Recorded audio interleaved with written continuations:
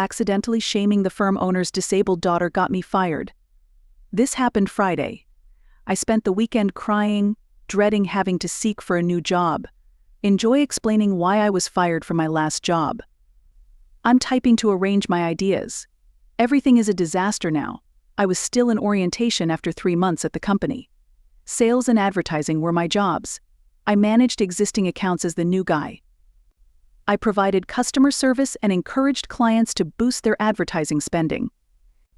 These accounts already had ad campaigns, so if they wanted something new, a senior account manager worked with our advertising team to create it. I wanted that position, but I had to prove my worth by maintaining accounts and getting them to spend more. Everything was fine until our quarterly retreat last week. As the region's main office, we hosted the retreat for all outlying employees. Our office rarely sees the company owner. My coworkers say he's been building up a satellite office for a year. But he and his disabled daughter Amy joined the retreat. She hides her real name.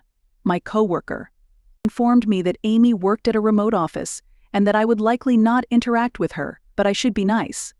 That seemed obvious. I treat everyone nicely. I don't know Amy's condition, but she seemed childish and had trouble communicating. She also struggled with motor skills. I will describe my one interaction with her before the incident. Amy was grabbing her coffee while I refilled mine. I saw her struggling to add condiments and close the lid, so I politely asked if she needed help. She thanked me, said she did, and let me finish cooking. She said she hated coffee as I cooked it, but Father shouted and watched her drink it because she had to. I smiled, said it was crucial, and gave her the cup. She thanked me again and went to her father's office, where she remained most of the day. I felt pleased about my deed and left. Team building exercises dominate the retreat. Amy had only entered the puzzle race before, where teams build puzzles without box art to see who finishes first. Amy wasn't in my group, so we didn't talk. Neither team won. Everyone looked forward to the day's finale. Our boss. We were given a list of potential clients and told to pick 3 and build something to attract them. Our uniqueness was to be rated. My group said we could sketch, phrase, or jingle. Each member has to work on one alone and then polish it with their group before presenting it. It was big because at previous retreats, the owner was almost ready to hire clients, and if you wowed him, you might get the account. I wrote and recorded a jingle. Though silly, it fit the brand. My group gave me suggestions, we made revisions, and I recorded the final product for submission. I helped my squad. Their work until submission. We gave each other feedback in the enormous conference room after submitting everything. The owner studied each one. He'd publish, read, and comment on pictures and storyboards. Good or bad. Several were great and won awards, while others were terrible and made us chuckle. Senior account managers apparently didn't care about the exercise or pitch efforts. Nobody seemed upset or offended by the feedback. My jingle received a lot of negative feedback, but I smiled. Feedback made me more comfortable voicing my ideas on future presentations. I made some essential comments, laughed at others, and then made a few more. A crude sketch for the company I chose was presented. At least my jingle was better, I said. Was it drawn by a 3-year-old? And laughed. Complete silence. It confused me that so many people cracked jokes and everyone laughed. Instead, a few people stared at me like I was dirty, and the owner said, "Well, if you don't have anything nice to say, maybe keep it to yourself, my supervisor," then sat down and told me to go to my desk. As I packed, I saw the owner's daughter crying and red-faced. A team-building exercise ended. After returning to my work, I noticed the owner's daughter had drawn it. There was no notice. The owner did not reveal our creator, viewing until after some criticisms. Perhaps I should have known. Everyone had been laughing till then. Someone's bad drawing was mocked. Still, I felt terrible. After the event, I apologized to my boss. He instructed me to wait in his office. I was sacked. Even though I was still in orientation, my boss told me I wasn't a good fit for the company, and that I should go immediately. He didn't say I was fired for ridiculing her picture, but it's the only thing I've ever done wrong. Before, my work was appreciated. I had little time to process it because my supervisor had already called security. who arrived quickly and took me to my desk to gather my possessions before walking me out of the building. An ex-teammate called an hour later, who asked me to join the crew for one last drink. The getaway left them needing it and feeling bad for not telling me.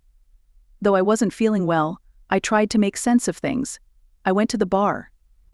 It occurred to me that a few references from previous coworkers wouldn't hurt when I start looking for a new job, especially since I won't be getting any ones from my manager or the company's owner after that. The crew reported that Amy creates a crude doodle at all retreats. Everyone learns to comment positively and move on. My teammates told me that once you see her paintings, you know what to look for. I didn't, and nobody warned me. I got annoyed that everyone except me knew this, but what could I do? I blew it and lost my job. Team shared more about Amy. She apparently works at a satellite office but does little. The office managers try to brainstorm activities for her since boredom irritates her. The team said the employees called them her babysitters so she wouldn't bother her father all day when he spent most of his time there, and when he moved on to establish the new satellite office, he didn't take Amy because she liked all her friends there. They also claimed that her father had hounded a couple single men at work to date her, which was HR unprofessional, but he runs the company. My team says Amy routinely discusses her desire for a boyfriend in marriage. She is generally believed to has little notion of relationships or marriage, and her father certainly taught her this from the outset. One of my teammates quipped that it wasn't a bad deal because she's the old man's only child, and whomever marries her inherits the firm. After losing my job over one, I didn't want to joke, so I left. The only upside is that my former teammates offered to give me references if I needed them because they felt bad for not telling me about Amy. And the cherry on top. Amy requested a Facebook friend request over the weekend. Not accepted. My job was lost because I offended her. Part of me wants to accept it, apologize, and block her, but I'm not ready for that either. I'll regroup for a few days before submitting my resume. I accepted the friend request after reading the responses, including multiple DMs, and talking to a close friend. I'll update if someone talks. To start, I apologize. Excellent if she answers. I'll know I did correctly if she doesn't. Update. As mentioned in my first piece, I was fired for making a joke about the company owner's disabled daughter, Amy.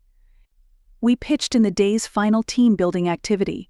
Ideas like jingles, storyboards, slogans, and pictures. Many senior account managers were phoning in, and work-related jokes made everyone laugh. After several laughs at my pitch, I grew overconfident. So when a crude drawing appeared for the account for which I prepared my jingle, I joked about it. My jingle was better, the joke went. Was it drawn by a 3-year-old? The company owner didn't like my joke and stayed mute. My coworkers didn't tell me Amy uploads a rough sketch, which is a lot of labor. Due to her struggles, everyone knows to say a few good things and move on. Inexperience and ignorance cost me my job. I responded incorrectly. She sent me a Facebook friend request after meeting with my team in a pub to drown my sorrows. Now for the update. First and foremost, thanks to everyone who has made me laugh. I felt awkward when someone mocked me for accepting the friend request, marrying Amy, and inheriting the firm. I laughed the third time it was mentioned. Many of you gave me good advice. I thank those who mentioned legal action and my choices. Unfortunately, I was still in business orientation, which is like a probationary term. They may release me for any reason. My wrong color socks may get me fired. To be hired, I had to sign a statement acknowledging this. I have little legal recourse. After work, I went to have drinks with a good friend to talk and see what he did. Dave has been my best friend since elementary school. We spend more time together than genuine brothers. Dave really thought you should accept the buddy request, apologize, and cleanse your conscience, dude. We're getting more shots. He knows me best and knows how ashamed I would be. Shared here. Because it bothered me. Others, especially those who DM'd me, encouraged me to follow his suggestion, so I did. I did that. I accepted the friend request. Immediately contacted Amy. I apologized for my disrespectful comment about someone else's job. She thanked me for my apologies after a while. She said she sent me a request to apologize for losing my job. I told her not to apologize, and another long delay followed before she asked if she could copy and paste something to me. I said she could without knowing what it was. Her generic statement was clearly labored over. I don't. Hello, I'm Amy. Excuse my slow response. Typing is slow for me because of childhood brain impairment. More was involved, but those are the essentials. She could take as long as she wanted, I said. Amy and I texted till 3 a.m. We did not love. We're not dating. I'm not marrying her for revenge or to take over her father's business. I'd like to be friends with her. Not because I feel sorry for her. In fact, everyone may benefit from having a few wonderful friends like her. We talked about her a lot. It was how it went, so I asked her questions because she felt comfortable talking about it. Amy was a kid car accident victim. When she and her mother were driving home from a classmate's birthday party, a drunk motorist hit them. After Amy's mother died, she had brain damage that impacted her motor skills. Since she has trouble speaking and doing ordinary activities like getting dressed and making coffee, people assume she is cognitively challenged. She graduated high school despite being placed in special education. College was her dream, but her father disapproved. Her life's been challenging because she has trouble communicating. The conversation stops before she finishes a sentence. She can type slowly, but most people avoid typing in person. She claimed that when she's not working, she carries a tablet and pretends to be silent for convenience. Finally, we discussed the drawing and my terrible reaction. She didn't mind my comment because she thought I didn't understand. She was upset because she thought all hell was going to break loose and had no way to communicate. She was furious when I was fired and tried to talk to her father, but he ignored her. She knows that many firm employees just act kindly towards her since she is the owner's representative. Her satellite office pals are more accepting of her disability than her daughter. She is frustrated since she cannot join, but relieved when they can find her occupied activities. She may spend all day on a task that another could finish in a few hours, but it's better than being bored. She knows she's a burden to her father when he's there, but she loves him. She wishes daily that she was a daughter he could be proud of, not a burden. She emails and texts him, but he rarely responds.